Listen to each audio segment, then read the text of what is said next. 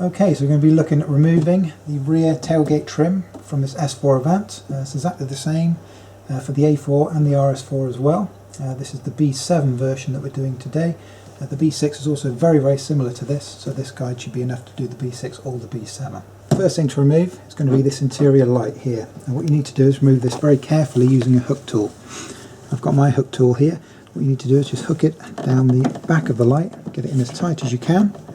You don't want it to slip and scratch the lens, and then pull it towards the front, and then the whole unit will just pop out like so. Next thing we're going to do, just to detach this, is just to remove this electrical connection. This is the type that just pulls straight out. Just give it a bit of a wiggle and the whole thing will pop out, so we can now put that to one side. Okay, so with the light removed, we've got a few bolts, screws rather, across the bottom edge that we need to detach first of all.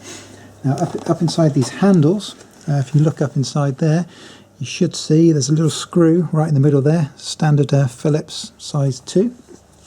So we're going to remove these on both sides. Okay, next we've removed these two screws in here.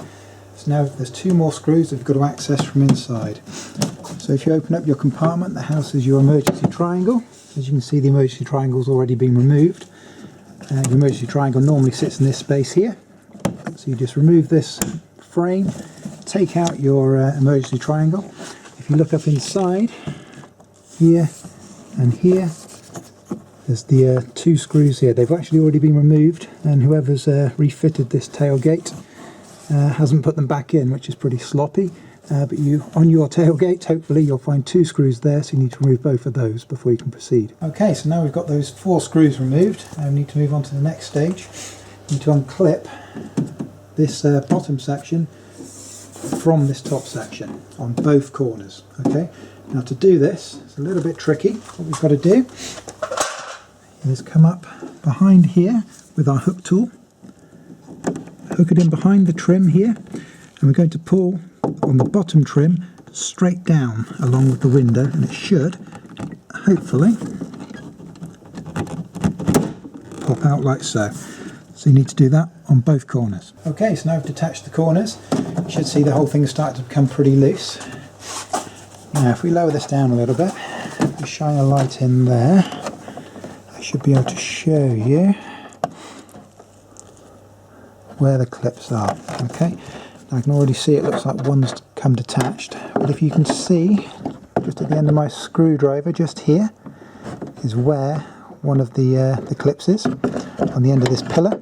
And then you can see a little bit further in, there's the second one. This one's seems to have its clip removed, and there's 2 identical to this on the other side.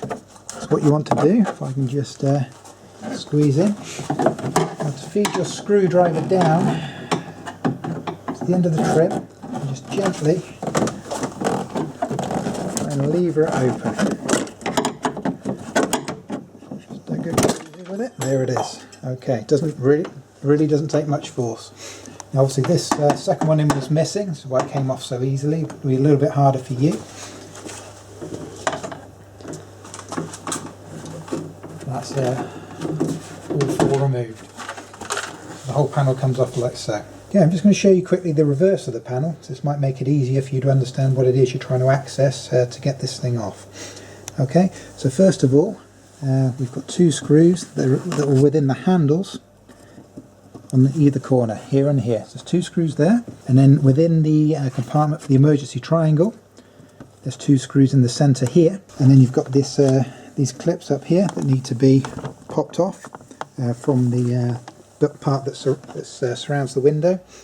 And then in addition to that, you've got 4 of these compression type clips here, 2 on either side. As you can see, half of them are actually missing, but you will have 4 here on yours. So those are all of the bits that you need to disconnect and remove to get this panel out. Okay, so to remove the rear wiper arm on the B6 and B7, A4, S4 and RS4 Avant, what we need to do first of all is remove this end cap. Easiest way to do this, if we lift this up, this gives us a little bit of space just to come in behind. There's a little clip under there, and there's another one on the bottom. There, like so.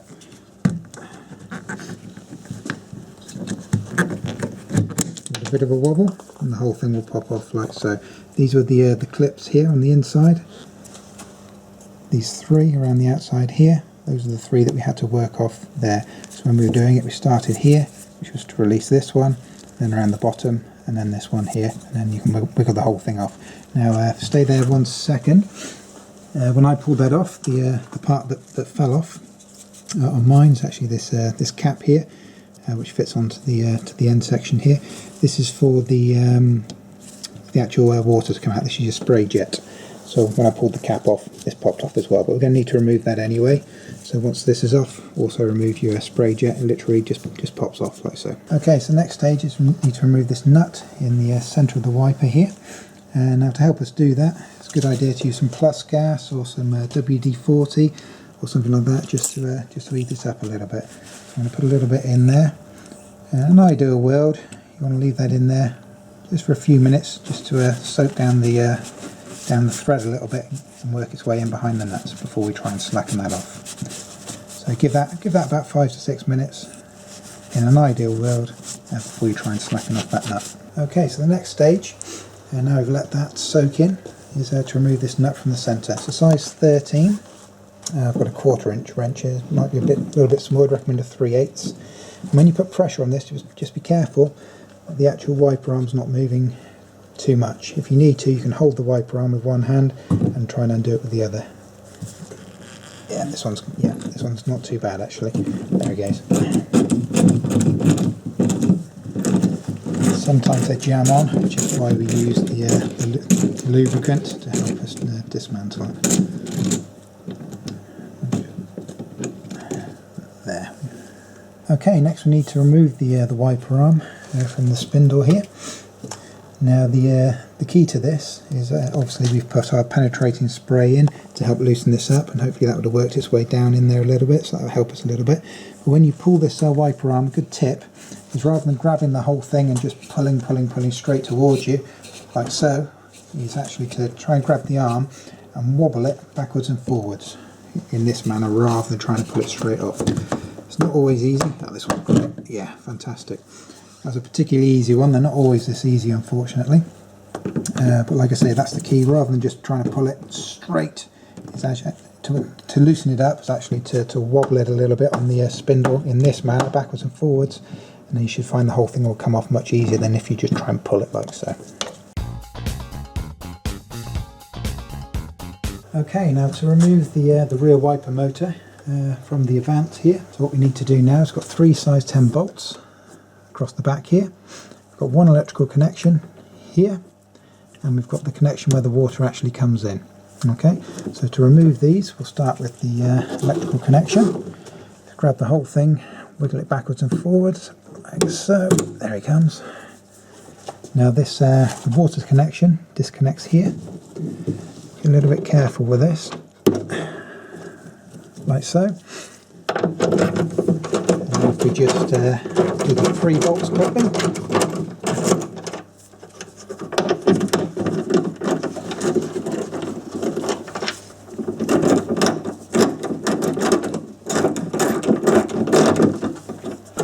Hold it in with my hand as I do this last one, because we've removed the wiper arm from the outside. There's nothing technically clamping it onto the window, and I don't want to drop it.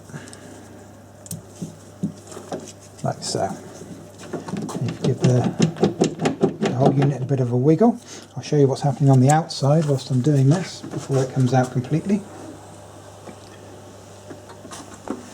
This entire spindle here, this whole metal section is all attached to the motor on the inside, and it's inserted through this rubber grommet, so it's quite tight within that rubber grommet.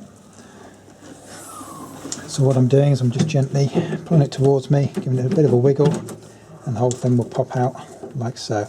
So there's the rubber grommet that I just showed you from the outside, and there's how it fits through.